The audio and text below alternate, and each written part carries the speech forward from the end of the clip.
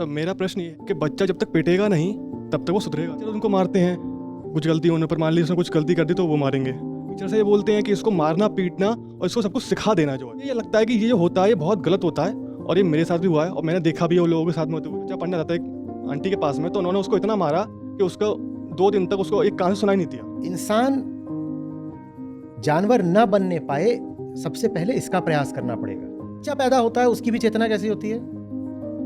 न्यून। तो प्रयास ये होना चाहिए कि उसको जगाया जाए। माँ बाप का धर्म है कि बच्चे में देह भाव न बैठने दें। देह भाव बैठ गया तो देह पर तो देह के ही तरीके चलते हैं। वो कह रहा है मैं देह हूं, मैं क्या करता हूं, जब मन करता है खा लेता हूं, जब मन करता है सो जाता हूं, जब मन करता है उछलने लगता हूं, चीखने लगता हूं, और मन माने जो देह से जो कुछ भी हो रहा है, जहां नींद आ गई वहीं गिर जाता हूं, तो देह बन गया। देह बन गया तो अब वो पशु बन गया। जो देह है वो पशु, तो फिर तो उस पर शरीर का ही मार पिटाई का ही तरीका चलेगा। अभी इसका दूसरा पक्ष आता हूं, बिल्कुल इसका जो उल्टा पक्ष है उस पर भी आएंगे। तो सबसे पहले तो माँ बाप को यह करना है कि बच्चा ऐसा हो जाए कि सुनने से समझ जाए। होता है जिसके सामने बस इशारा कर दो चल देता है, पिटे चलता ही नहीं। तो अपने बच्चों को ऐसा घोड़ा मत बनने दो जो बिना पीटे चलेगा ही नहीं, क्योंकि आप नहीं अगर उसको पीटोगे तो समाज और कानून पीटेगा। आप तो कह दोगे कि मैं अपने बच्चे को मारता पीटता नहीं था, आपने मारा पीटा नहीं, पर अगर वो देह बन गया है तो अपराधी बनेगा। अपराधी बनेगा तो जेल जाएगा, कानून पीटेगा उसको। नमस्ते आचार्य जी। सर मेरा प्रश्न ये है कि भारत में जो एक परंपरा चलती आई है कि मतलब छोटे शहरों के अंदर भी गांव के अंदर भी कि बच्चा जब तक पिटेगा नहीं तब तक वो सुधरेगा नहीं। तो जो छोटे बच्चे होते हैं वो जब स्कूल जाना शुरू करते हैं तो टीचर उनको मारते हैं, कुछ गलती होने पर मान ली उसने कुछ गलती कर दी तो वो मारेंगे। फिर जब वो घर पे आता है तो जो माँ बाप होते हैं वो उसको ट्यूशन भेजते हैं, तो टीचर से ये बोलते हैं कि इसको मारना पीटना और इसको सब कुछ सिखा देना जो है, मतलब आपको जो करना है करिए और इसको सिखा दीजिए। तो मुझे ये लगता है कि ये जो होता है ये बहुत गलत होता है और ये मेरे साथ भी हुआ है और मैंने देखा भी है वो लोगों के साथ में होते हुए। लेकिन मैं थोड़ा सा बच गया क्योंकि मैं थोड़ा सा ठीक था बस पढ़ने में, बस उस वजह से। पढ़ी मेरे में भी बहुत मार है मैंने भी बहुत झेल लिया है। और अभी जो कुछ दिन पहले 2 महीने पहले की बात है, तो जब मैं घर पे गया था तो मम्मी बता रही थी कि बराबर में ये बच्चा पढ़ने जाता है एक आंटी के पास में, तो उन्होंने उसको इतना मारा कि उसको 2 दिन तक उसको एक कान से सुनाई नहीं दिया। ये जो समस्या है इसका क्या समाधान है कि हम लोगों को कैसे समझाएं कि बच्चों को समझाना प्यार से है ना कि मार से। सर्कस में जानवर होते हैं ना, उनको मार मार के ही ट्रेन किया जाता है। जितने भी तरीके होते हैं वो होते फिजिकली हैं, भले ही उसमें मार का अंश कम हो, पर वो तरीका फिर भी फिजिकल होगा। यहां तक कि जो खोजी कुत्ते वगैरह होते हैं उनको भी शारीरिक ही तरीकों से कुछ सिखाया जाता है। ये तरीका जानवर का है और जानवर के साथ सिर्फ यही तरीका चल सकता है क्योंकि उसके पास चेतना होती नहीं है। वो ये भी नहीं बोलता कि आई एम द माइंड, वो बोलता आई एम द बॉडी। जानवर ये नहीं कहेगा कि मैं मन भी हूं, वो अपने विचारों से भी कोई आइडेंटिफिकेशन तादाद में रखता नहीं है। वो पूरे तरीके से क्या बना हुआ है? शरीर। और जब कोई शरीर बना होता है तो उसको ऐसे सिखाया जाता है जैसे सर्कस में जानवरों को सिखाया जाता है। रिंग मास्टर क्या लेके खड़ा होता है? छड़ी या कोड़ा कुछ लेके खड़ा होता है, उससे वो उनको उसको सिखाना भी नहीं बोल सकते। वो लर्निंग नहीं है, वो कंडीशनिंग है। ठीक है। इंसान जानवर न बनने पाए, सबसे पहले इसका प्रयास करना पड़ेगा, क्योंकि अगर वो जानवर बन गया तो तब तो उस पर तरीका फिजिकल ही चलेगा। ये हमारी जेल सारी क्या है? Physical confinement. फिजिकल ही तो तरीका है। जेल और क्या होती है? शारीरिक दंड ही तो जेल है। शरीर को ही कैद कर देते हैं, फिर शरीर से ही चक्की पिसवाते हैं, शरीर से ही और काम होता है। वो शारीरिक तरीका इसीलिए अख्तियार करना पड़ता है क्योंकि अब चेतना का तरीका आप पर चल रहा नहीं है। आप पूरे तरीके से क्या बने बैठे हो? शरीर। तो अब आपको शरीर के ही माध्यम से समझाया जा सकता है। जिसको कान के माध्यम से समझाया जा सकता सुना के, जिसको आंख के माध्यम से समझाया जा सकता दर्शा के, उसको जेल भेजने की जरूरत नहीं पड़ती। जेल वो भेजा जाता है जिसको अब आंख और कान से समझाया नहीं जा सकता। सिद्धांत ये है, व्यवहार में बात ऊपर नीचे होती रहती है, पर सिद्धांत यही है कि इस व्यक्ति को यहां से और यहां से समझाया नहीं जा सकता। ये व्यक्ति अब क्या बन गया है? तो अब तो इस पर कोई शारीरिक ही तरीका लगाना पड़ेगा। शारीरिक तरीका उनके लिए है जिनकी चेतना एकदम न्यून है, तो चाहे वो जेल का कैदी हो, चाहे सर्कस का पशु हो। बच्चा पैदा होता है, उसकी भी चेतना कैसी होती है? न्यून। तो प्रयास ये होना चाहिए कि उसको जगाया जाए। अगर वो नहीं जगेगा तो या तो जेल के कैदी, नहीं तो सर्कस के जानवर का जीवन जिएगा और फिर रिंग मास्टर का कोड़ा बरसेगा। माँ बाप का धर्म है कि बच्चे में देह भाव न बैठने दें। देह भाव बैठ गया तो देह पर तो देह के ही तरीके चलते हैं। वो कह रहा है मैं देह हूं, मैं क्या करता हूं? जब मन करता है खा लेता हूं, जब मन करता है सो जाता हूं, जब मन करता है उछलने लगता हूं, चीखने लगता हूं। और मन माने जो देह से जो कुछ भी हो रहा है, जहां नींद आ गई वहीं गिर जाता हूं। तो देह बन गया ना। जब देह बन गया तो अब वो पशु बन गया। जो देह है वो पशु है। तो फिर तो उस पर शरीर का ही मार पिटाई का ही तरीका चलेगा। अभी इसका दूसरा पक्ष आता हूं, बिल्कुल इसका जो उल्टा पक्ष है उस पर भी आएंगे। तो सबसे पहले तो माँ बाप को यह करना है कि बच्चा ऐसा हो जाए कि सुनने से समझ जाए। महात्मा बुद्ध के घोड़े याद हैं कि एक घोड़ा होता है कि जब उसको मारी दो कोड़े से तो वो चलता है। एक कोड़ा होता है जिसके सामने जाकर के चाबुक उसको दिखाने लगो तब चलता है। और एक होता है जिसके सामने बस इशारा कर दो वो चल देता है। देह का दंड किस घोड़े को मिलेगा? जो बिना पिटे चलता ही नहीं। तो अपने बच्चों को ऐसा घोड़ा मत बनने दो जो बिना पीटे चलेगा ही नहीं, क्योंकि आप नहीं अगर उसको पीटोगे तो समाज और कानून पीटेगा। आप तो कह दोगे कि मैं अपने बच्चे को मारता पीटता नहीं था। आपने मारा पीटा नहीं, पर अगर वो देह बन गया है तो अपराधी बनेगा। अपराधी बनेगा तो जेल जाएगा, कानून पीटेगा उसको। समझ में आ रही है बात?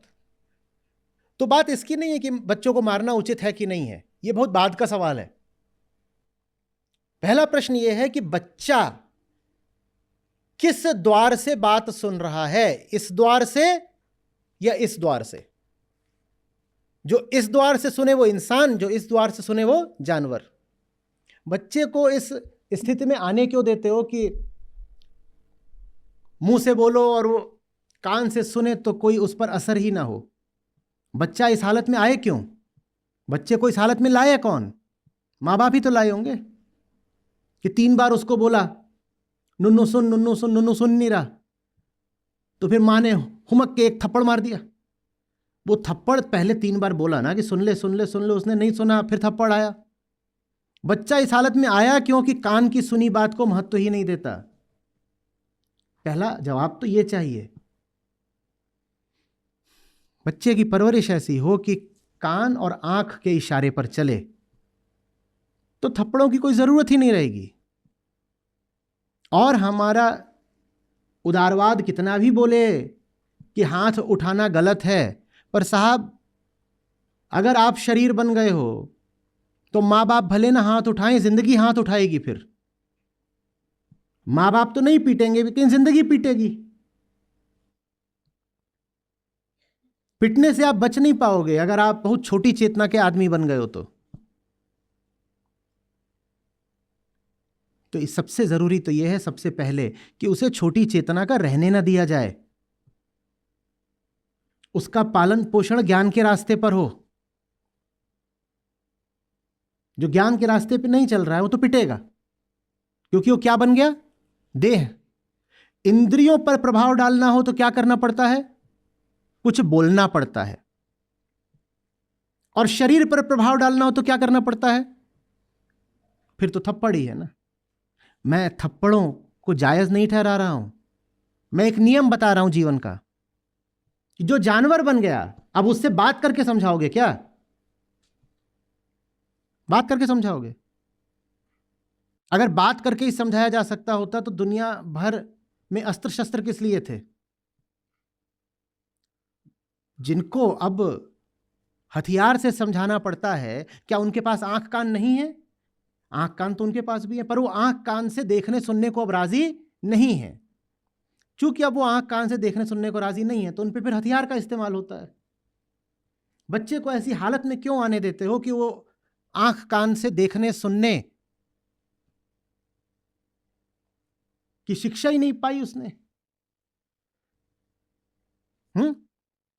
वो नीचे लौट रहा है, कुछ गंदगी कर रहा है, तो मुझसे बोले जा रहे हो क्या कर रहे हो, सुन ही नहीं रहा, फिर थप्पड़ मार दिया तो सब सुन लिया, बैठ गया सीधे। ये तो तुमने जानवर बना दिया ना उसको, ये तो पुलिस का लैब्राडोर बना दिया कि कितना भी बोल लो सुनता नहीं है, और एक थप्पड़ पड़ा तो सुनने लग गया। इसमें बच्चे का दोष नहीं है, दोष उसकी परवरिश का है। वो घर में माँ को देख रहा होगा कि पूरी देह बनी घूमती है, वो बाप को देख रहा होगा ये भी देह बना घूमता है, तो बच्चा भी देह बन गया।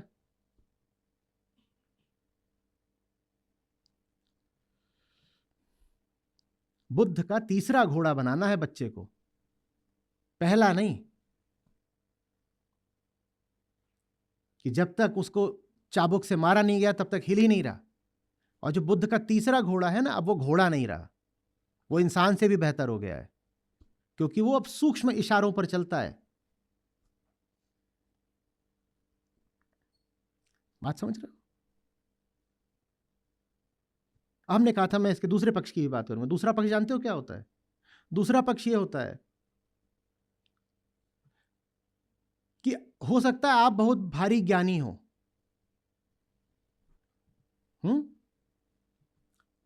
लेकिन अगर कोई जानवर आपकी ओर आएगा तो वो तो आपको देह की तरह ही देखेगा ना। आप स्वयं को देह की तरह भले ही नहीं देखते, पर कोई पशु आपको कैसे देखेगा? देह की तरह देखेगा। तो एक छोटी सी संभावना यह भी होती है कि बच्चे इसलिए पिट रहे हैं क्योंकि माँ बाप देह हैं, तो उन्हें बच्चों को समझाने का और कोई तरीका आता ही नहीं। एक कुत्ता है, आप उसके क्षेत्र में घुस रहे हो, और कुत्ता नहीं चाहता कि आप उसके क्षेत्र में घुसो, तो कुत्ता क्या करेगा? आपको फरियाद के गीत सुनाएगा। आप घुसे जा रहे हो उसके क्षेत्र में, कुत्ता क्या करेगा? भौंकेगा, फिर काट लेगा। तो यह भी हो सकता है कि माँ बाप कुत्ते जैसे हो गए हो, कि उन्हें बच्चे से जब भी कोई बात करनी होती है तो उन्हें बात करने का और कोई तरीका आता ही नहीं, वो जाके उसको काट लेते हैं। मच्छर आपसे बात करना चाहता है, कैसे करेगा? काट के। और क्या करेगा वो? पहले कान में कुछ करेगा, घुनुन घुनुन, आप भगा दोगे तो काट लेगा।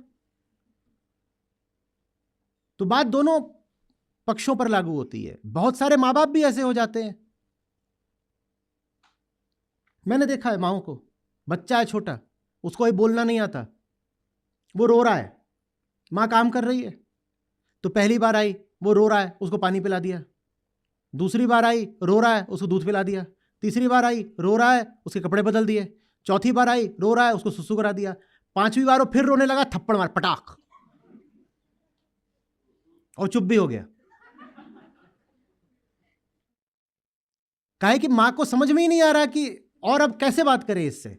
मां में अगर समझ पाने की क्षमता होती तो जो भी बच्चे की मूल समस्या थी वो उसका समाधान कर देती, पर बच्चा बोल तो पा नहीं रहा है और मां को समझ में नहीं आ रहा, तो कभी उसको पानी पिलाती है, कभी सुसु कराती है। समस्या उस बच्चे की कुछ और है, हो सकता है उसके पेट में दर्द हो रहा हो, बच्चे के पेट में दर्द हो रहा है इसलिए रो रहा है। मां खुद जानवर है, वो कुछ समझ नहीं पा रही, जो ना समझ पाए उसको ही जानवर बोलते हैं। मां कुछ समझ नहीं पाई, वो चिढ़ रही है, हैरान हो रही है, जाके उसको एक चांटा मारा, पट। उसने कहा कि पेट से ज्यादा दर्द तो अब गाल में हो रहा है, चुप ही हो जाओ। तो जहां कहीं भी पशुता रहेगी वहां बल प्रयोग होके रहेगा। जानवरों में आपस में विवाद हो जाता है तो वो क्या करते हैं? पंचायत सजाते हैं। वो क्या करते हैं? जिसने जिसको ज्यादा पीट दिया वो जीत गया। न्याय किसके पक्ष में है? जो बलवान है। पशुओं में तो यही चलता है ना, इसको हम बोलते हैं the law of the jungle, जंगल राज इसी को तो बोलते हैं कि जिसकी लाठी उसकी भैंस। पशुओं में ऐसा नहीं होता कि बातचीत होगी, बात समझी जाएगी। वहां बस देह जिसकी हावी हो गई वो जीत गया। पशु माने वो जो देह के साथ चलता है उसे पशु बोलते हैं। अब देह के साथ बच्चा भी चल सकता है, देह के साथ माँ बाप भी चल सकते हैं। जिसकी भी चेतना उठी हुई नहीं है, जिसने अच्छी किताबें नहीं पढ़ी, जिसने अच्छा विचार विमर्श नहीं करा, जो घटिया चीजें ही देखता रहा किताबों में और टीवी वगैरह में, वो जानवर हो गया।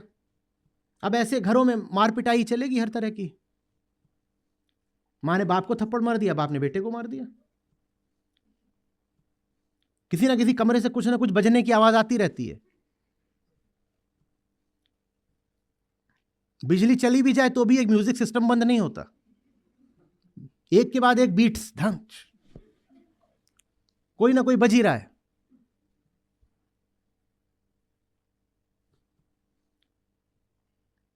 एक आया था किस्सा, मियां बीवी दोनों एक दूसरे से बोल रहे, नहीं गाड़ी तुम चलाओ, नहीं गाड़ी तुम चलाओ, नहीं गाड़ी तुम चलाओ। काहे कि जो गाड़ी चला रहा होता है उसके हाथ स्टीयरिंग में बंध जाते हैं, और जब उसने अच्छी स्पीड ले ली हो तब झंझना के मारो थप्पड़। तो दोनों लगे हुए थे, नहीं तुम चलाओ, नहीं तुम चलाओ। जो चलाएगा वही पिटेगा। उन्होंने फिर करा होगा कि अब ऑटो ट्रांसमिशन वाली लेते हैं, कम से कम वो गियर वाला हाथ मुक्त रहेगा। अब गियर नहीं बदलना, ये हाथ खुला हुआ है, तू आ। ऐसे ही थोड़ी इतनी सड़क दुर्घटनाएं होती हैं।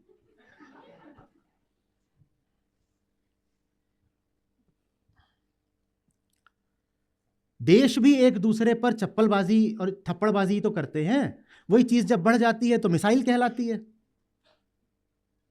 पहले वो चीज तलवार कहलाती थी, उससे पहले वो चीज मल्लयुद्ध कहलाती रही होगी, हैंड टू हैंड कॉम्बैट। ये देश अगर थोड़ी चेतना रखते और आपस में बात कर सकते तो क्या मिसाइलें चलानी पड़ती?